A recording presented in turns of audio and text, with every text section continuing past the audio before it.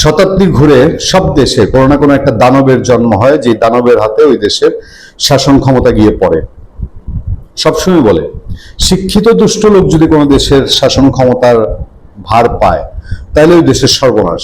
এটা পৃথিবীর অনেক দেশে এরকম নিয়ম। আপনি যদি সবশেষ এই ডোনাল্ড ট্রাম্পের আমেরিকা দেখেন, ডোনাল্ড ট্রাম্পের হাতে আমেরিকা কি নিরাপদ? আমেরিকা এখন যা করছে এটার কি ফল তাকে ভোগ করতে হবে না? আমাকে একদিন একজন বলছিল যে ডোনাল্ড ট্রাম্প যা শুরু করেছে তাকে চরম মূল্য দিতে হবে তার দেশে, তার নিজের লোকজনকে দিয়ে।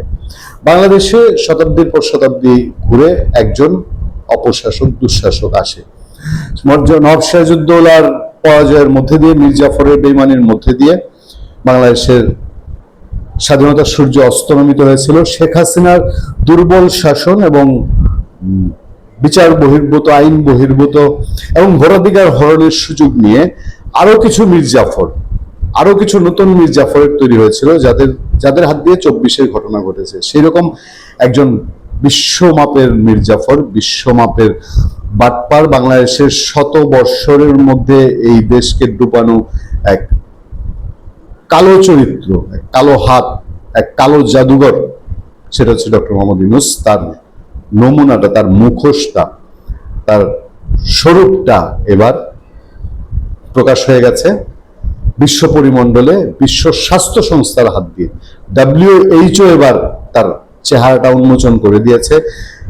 বিএনপি সরকার তাকিয়ে দেখুক যে সারা বিশ্ব যাকে বলছে আমাদের 400 শিশুর মৃত্যুর জন্য দায়ী, তাকে কি করা উচিত। আজকে ধরেন কোনো কারণে আওয়ামী লীগ ক্ষমতায় থাকতো, বিএনপির নামে যদি বিশ্ব স্বাস্থ্য সংস্থা থেকে আসতো যে বিএনপি বাংলাদেশের এই হাম নির্মূলে অবহেলা করেছে, আমার তো ধারণা 400 শিশু মৃত্যু হয়েছে না বিএনপির বেগম খালেদা জিয়া জীবিত থাকলে, অথবা তারেক রহমানের হাতে এবং বিএনপির স্বাস্থ্যমন্ত্রী, উপমন্ত্রী, প্রতিমন্ত্রী, স্বাস্থ্য অধিদপ্তর সহ কয়েকশো মামলা হইতো।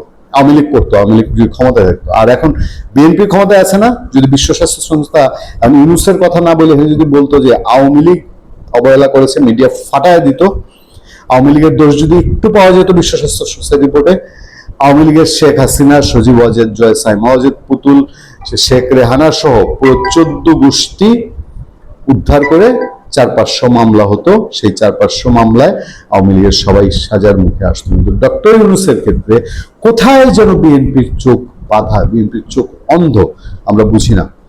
যে স্বরূপটা বিশ্ব স্বাস্থ্য সংস্থা আজকে প্রকাশ করে দিচ্ছে, দেখেন, বিশ্ব স্বাস্থ্য সংস্থা ইউনূস আমলের টিকার ঘাটতি হামের প্রাদুর্ভাবের বড় কারণ, বাংলাদেশে হামের সাম্প্রতিক প্রাদুর্ভাবের বড় কারণ হিসেবে ডক্টর মোহাম্মদ ইউনূসের অন্তর্বর্তী সরকারের আমলের টিকার ঘাটতি এবং অনিয়ম টিকাদানের দুর্বলতাকে অন্যতম বড় কারণ হিসেবে চিহ্নিত করেছে বিশ্ব স্বাস্থ্য সংস্থা।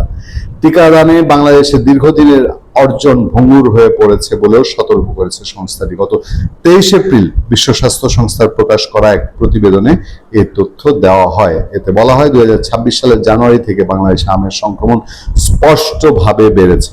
2026 সাল থেকে দেশটির 8টি বিভাগের সবগুলোতেই এবং 64 জেলার মধ্যে 58টিতে রোগী শনাক্ত হয়েছে। এই অবস্থা জাতীয় পর্যায়ে হামের ব্যাপক সংক্রমণের ইঙ্গিত দিচ্ছে।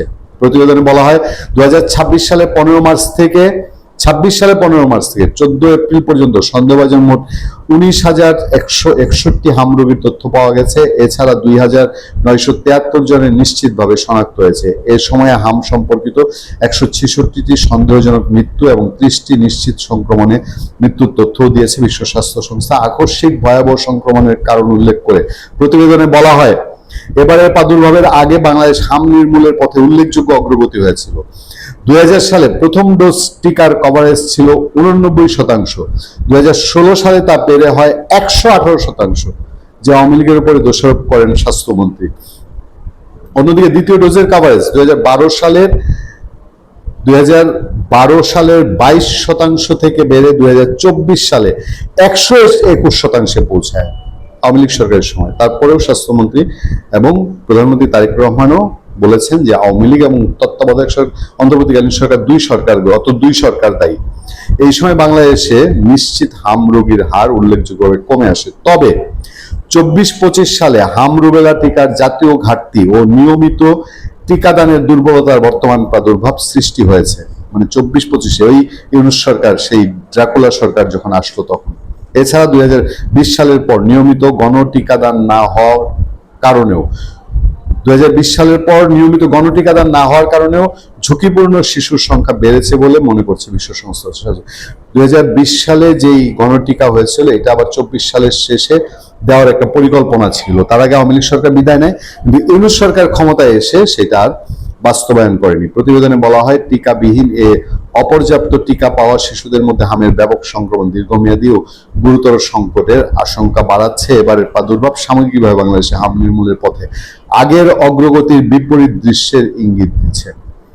মানে বাংলাদেশ অগ্রগতি পেয়েছিল, সেটা গলা টিপে ধরেছে ইউনূস সরকার। প্রতিবেদনে আরো বলা হয়, হাম ও হাম উপসর্গে যেসব শিশুর মৃত্যুর তথ্য আসছে তাদের বেশিরভাগই 2 বছরের কম বয়সী এবং টিকা পায়নি।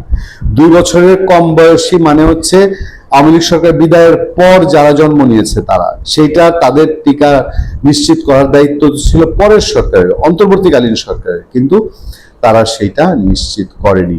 আমার প্রশ্ন একটা জায়গাতেই, ইউনূস সরকারের এত বড় অন্যায়, 400 শিশুকে মেরে ফেলা এবং আরো হাজার হাজার শিশুকে ঝুঁকির মধ্যে ফেলার, এর পরেও কি ইউনূস সরকার ধরাছোঁয়ার বাইরে থেকে যাবে?